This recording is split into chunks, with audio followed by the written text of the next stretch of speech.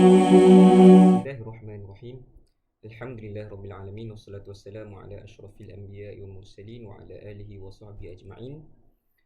Rabbi shrah li sadri wa yassir li amri wahlul 'uqdatam min lisani yafqahu qawli.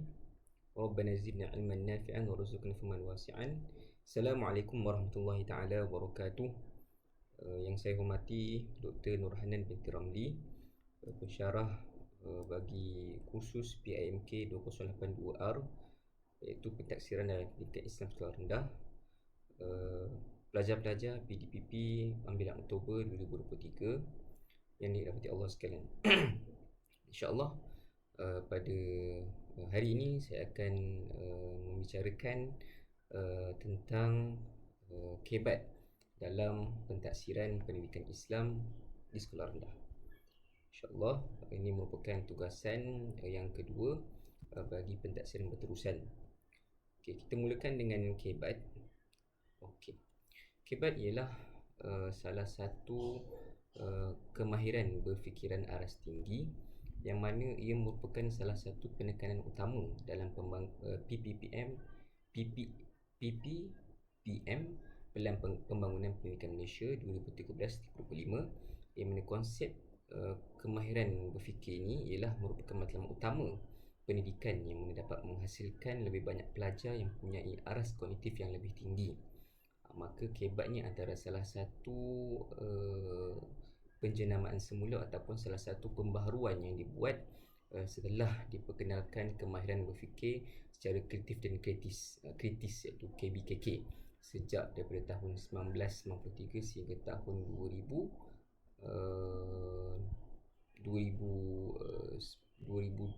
tak silap saya lah, masa zaman saya sekolah lagi masih menggunakan KBKK pada tahun 2013 begitu, macam itulah, 2013 atau 2012. Maka ia telah ditukarkan kepada kebat yang mana pembahagian asal ada dua, iaitu kemahiran berfikir aras rendah dan juga kemahiran berfikir aras tinggi. Maka kebat ini adalah salah satu antara penekanan utama dalam PPPM 2013-2025. Okey. Seterusnya kita pergi kepada pengenalan mengenai pentaksiran. Sebenarnya tadi mengenai kebat. Ini seterusnya kita pergi pada mengenai pentaksiran. Pentaksiran pula ialah satu gabungan proses. Yang pertama ujian ataupun pengujian, yang kedua ukuran ataupun pengukuran, yang ketiga ada penilaian, dan yang keempat pentafsiran ataupun sebenarnya boleh kita katakan sebagai pentaksiran prestasi individu dalam bidang-bidang tertentu. Yang mana yang pertama ujian, yang kedua nilai, ukuran, yang ketiga nilai, dan yang keempat tafsir. Maka peranan pentaksiran dalam pendidikan terbagi pada tiga kategori. Yang pertama pentaksiran assessment for learning, iaitu lebih kepada guru, yang mana guru perlu menyiapkan ataupun guru perlu merancang satu aktiviti pengajaran dan pembelajaran yang berkesan kepada murid. Kemudian assessment as learning, yang mana murid-murid perlu cuba mencari assessment of learning.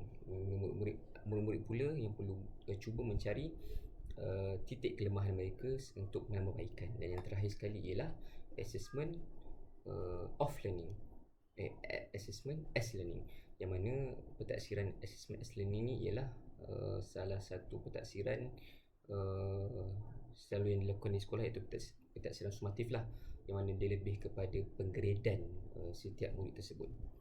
Maka pentaksiran dalam pendidikan terbagi pada tiga ni lah: assessment for learning, assessment of learning, assessment as learning. Kemudian seperti yang kita lihat di atas, menurut Amabil seperti dinyatakan dalam Uthman pada tahun 2016, jika inginkan pelajar yang berpotensi untuk berfikir dan mampu menyelesaikan masalah, kita perlu mula menyediakan tugasan yang kompleks yang berkognitif tinggi. Seperti mana dalam surah Al-An'am juzuk 6 ayat 103, surah yang 103, yang mana mafhum terjemahannya ialah ia tidak dapat dilihat dan diliputi oleh penglihatan mata, sedangkan ia dapat melihat dan mengetahui hakikat segala penglihatan mata, dan dialah yang amat halus melayan hamba-hambanya dengan balas kasihan, lagi amat mendalam pengetahuannya. Maka berdasarkan ayat Al-Quran tersebut, kita dapat keluarkan maksud daripada ayat tersebut ialah di mana dalam Al-Quran sendiri telah menyatakan bahawa kita perlu mendidik anak murid kita, dan kita sendiri jugalah perlu mengasah kemahiran-kemahiran fikiran tinggi dalam diri kita. InsyaAllah kita teruskan dengan isu-isu yang berlaku dalam kebat itu sendiri, dalam kebat dalam pentadsiran mereka Islam. Okay. Yang pertama, isu yang pertama iaitu isu chop and talk. Okay, di mana isu ini ialah statistik yang ditunjukkan oleh kajian Abdul Halim Tamuri seperti yang dinyatakan oleh Muhammad Syabari Uthman 2016, di mana 89 daripada 91 orang pelajar di negeri Selangor, Perak dan Terengganu mendapati bahawa kaedah yang kerap digunakan ialah kaedah kuliah dan penerangan. Maka ia hanyalah berpusatkan murid, berpusatkan guru dengan satu hala sahaja.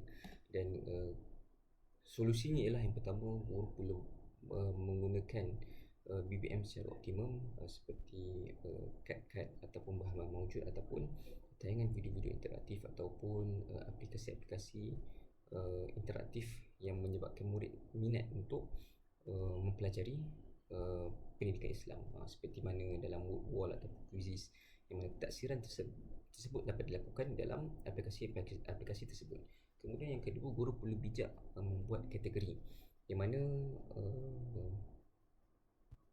pengkategorian itu guru-guru perlu membuat dengan sehabis baik, ataupun menerangkan dengan sebab-sebab mengapa kategori tersebut berlaku, dan seterusnya. Itu menjadi idea. Guru perlulah menjadikan murid seorang yang sentiasa mencari idea-idea baru, ataupun mencari sebab-sebab baru, ataupun mencari sebab-sebab yang bersamaan dengan sebab-sebab yang dinyatakan dalam kitab-kitab atau dalam buku. Yang kedua iaitu isu masalah emosi murid, yang mana seperti yang dinyatakan oleh Majlis Keselamatan Negara bahawa kes tingkah laku bunuh diri di kalangan murid-murid itu sendiri meningkat sebanyak 81% daripada tahun 2020 hingga 2021, yang mana ini amat membimbangkan. Dan kita dapat lihat murid-murid juga sudah tidak gemar untuk hadir ke kelas pendidikan Islam itu sendiri.